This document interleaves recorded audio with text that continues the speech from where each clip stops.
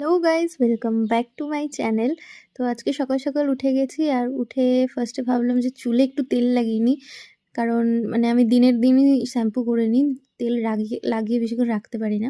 তো ভালো করে তেল লাগিয়ে আমি স্নান টান করে দেন একটু পুজো দিচ্ছিলাম, কারণ আজকে সোমবার ছিল, শিবের পুজো করলাম।